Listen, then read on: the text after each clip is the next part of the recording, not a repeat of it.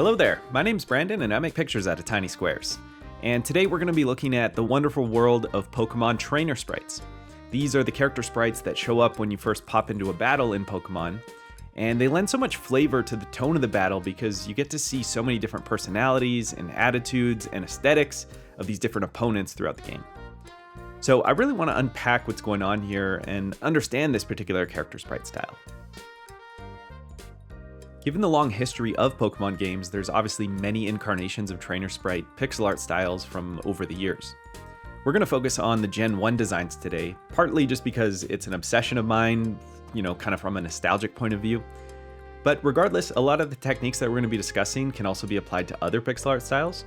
So let me know your favorite game or generation, and maybe we'll do a deep dive into another Pokemon game down the line. So let's start with the high-level specifications here. These sprites are all designed within a canvas size of 56 by 56 pixels. This is kind of that pocket of space that's allotted on the battle screen, and this is also that same area that's reserved for the actual Pokemon creature designs too. And for the most part, each character is scaled to about 56 pixels tall. They're kind of scaled to maximize that 56 pixel height, with some exceptions being for characters that are intended to appear a bit shorter, like with the youngster and other characters like that. One that amazes me the most is the biker sprite. The pose, the perspective, all these details on the motorcycle as well, it's just so well executed and really makes amazing use of this space. The fact that you could actually fit an incredibly readable character and their vehicle and have this much energy to it, I think this one might be one of my favorite sprites from the whole game. But even with things like Beauty, where she's contorted into this kind of interesting flow of the arms and the hair, and you got that Pokeball being tossed out the side. You could have just had her standing in a relatively upright position, maybe kind of like how Lass is standing. But again, this more ambitious posing is making great use of that allowable footprint, and it's also exuding a lot of personality that in this case is really fitting and really memorable for this character. Now, with these sprites being from the original Game Boy, everything is constructed with that 4-color palette. I'm showing them here in Super Game Boy appearance that uses this combo of the sort of orange and blue look. But really, you can just think of these as being composed of 4 steps of brightness. You have the black, you have the white, and then there's 2 in-between shades. So whether that's the Super Game Boy coloring like I'm showing here, the Game Boy green tones, or just a grayscale appearance of the original source sprites, it's all just that same logic of there being 4 steps of colors to work with. One of the things that stands out to me the most about the rendering style here, the way that they actually use the colors, is how bright the highlights can be.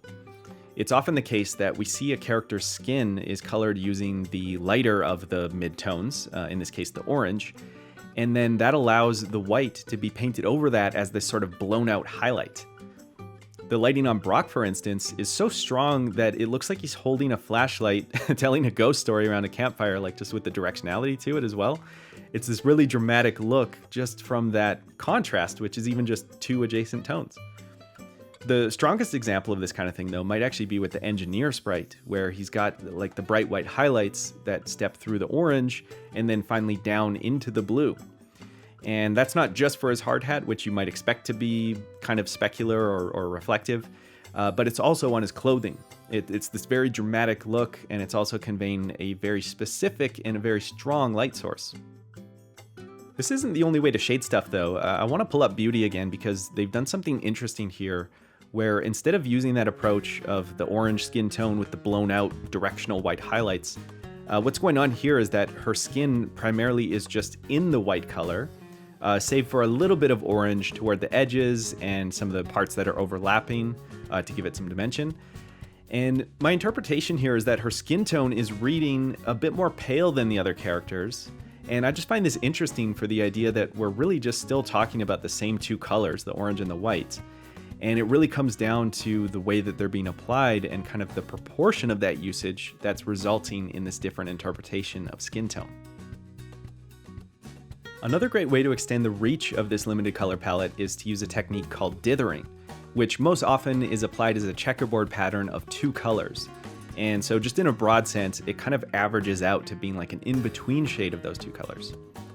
And we see this used a lot on these trainer sprites, and it's used in really clever ways too, because the good thing about dithering is that it can lend a kind of physical texture, kind of a roughness to what it's being applied to. So for instance, the hiker's beard, I feel has kind of a bushy feel to it with that dithering. And on Lieutenant Surge, the dithering does a good job at conveying the fact that he's got this haircut where the sides of his head are shaved.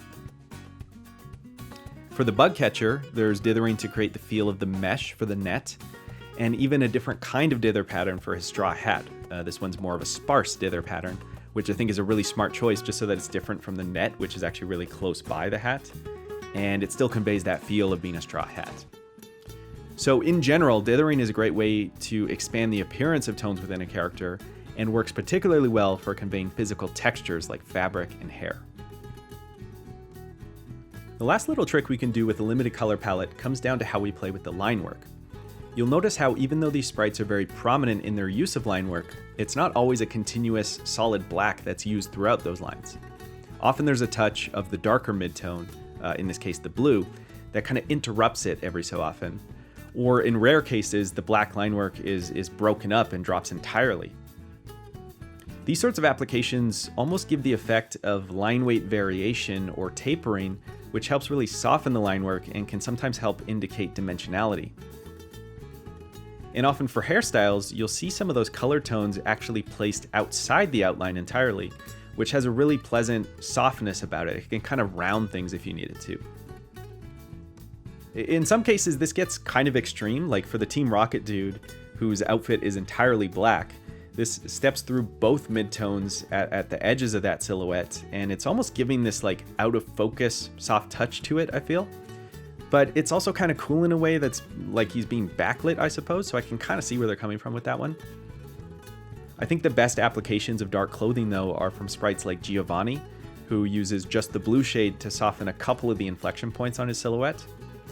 And the Gentleman, who does that same thing, but there's kind of a small touch of the orange in there as well.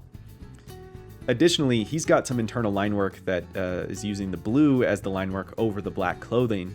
And so it's kind of like this inverted line work approach. And that works really well just for getting this read on the different pieces of his dark clothing. So when you combine all these parameters and techniques together, you get the basis of the rendering style for these Pokemon trainer sprites. But of course, this discussion isn't complete without mentioning the not-so-secret ingredient in all of this, and probably the most important ingredient in all of this, which is that the art style itself is adapted from the concept art of Ken Sugimori, who's the primary character designer and art director, notably in a lot of this foundational work and throughout many generations of the franchise. And you can find his character concept sketches online, like these ones that became the game sprites. And at first glance, I see things like this and I think, oh, okay, so they must have scanned in the drawings and traced that, and then just kind of rendered it up into the final pixel art appearance. And certainly these do look incredibly close to the sketches, but they're not an exact one-for-one match to that line work. The thing with pixel art, especially low-res pixel art like this, is that you want to prioritize the space for a character's head, or the thing that's going to be the most recognizable for that character, let's say. So sometimes this means distorting the character's proportions just to make sure that you can allocate that room to those character elements that are going to be the most recognizable. In terms of how these were handled, I think what's most likely the case, whether or not they were traced, is that the pixel artist would have to make these kind of adjustments on the fly to find out what works best in the pixel art appearance, while still maintaining that flavor of the original concept art.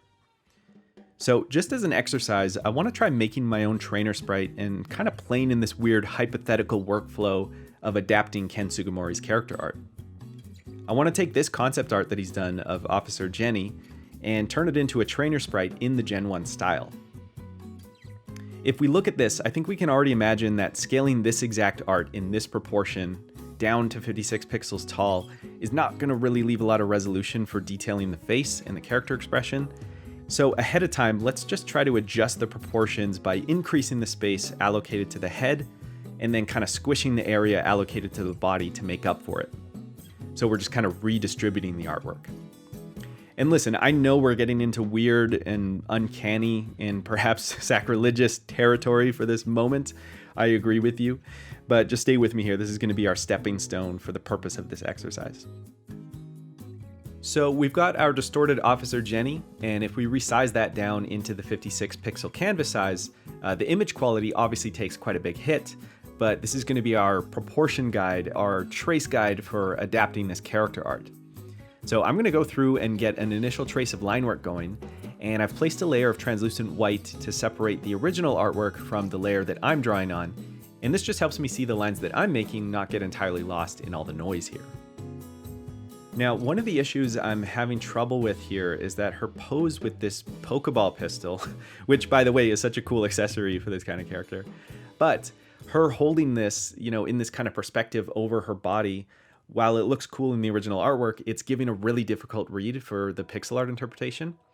So I'm going to make one of those on-the-fly calls to reposition the hand away from her body so that it can kind of occupy its own space and have its own silhouette.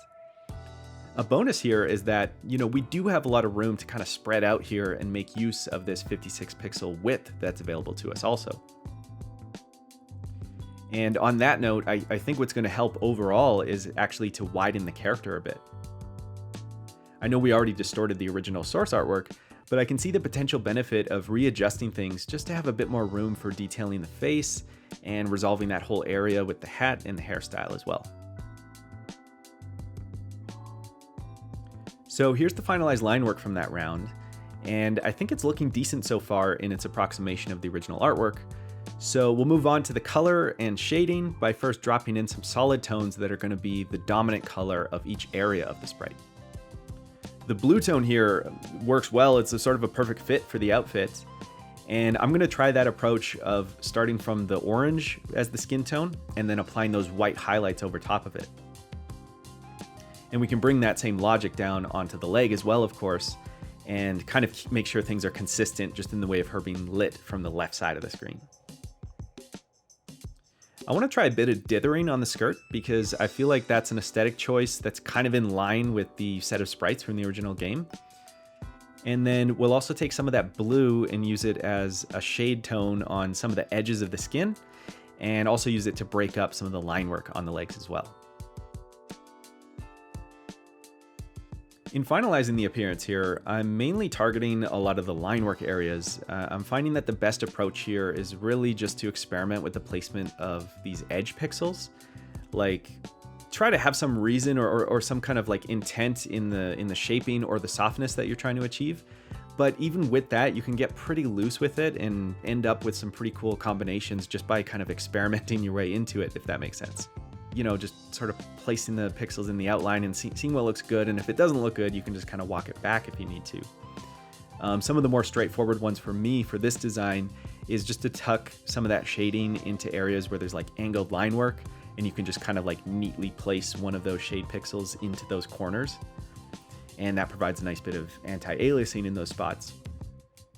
And then there's also just like the idea of targeting areas of the costume that could use a little bit more of a pop of color that's kind of infused into them.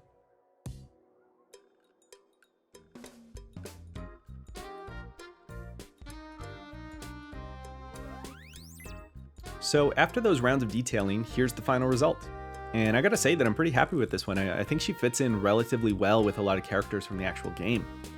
Maybe one of the things we could debate is whether or not they would actually have maintained her having this Pokeball gun. But when you think about it, one of the fun character details are all these ones that have these little accessories, or there's almost this like implication of physical threat sometimes from these trainer sprites, even though we know this is just going to result in a creature battle. But regardless, this was a cool exercise to try. I think if I were to do it again, I might try just adapting by eye instead of the whole like wonky sort of proportion trace and that sort of stuff. But it was kind of fascinating just to see like that angle from it too. So this was a great learning experience, and if you're looking for more videos about Pokemon artwork, I'd highly encourage you to check out this render breakdown video by Thom O'Clock, which I'm going to link down below. He shows how to capture the pixel art style actually across different generations of Pokemon games. He does really cool stuff over on that channel, so go check him out. But over here, we're going to close out with some CRT time. So thank you for watching, and take care and keep it square.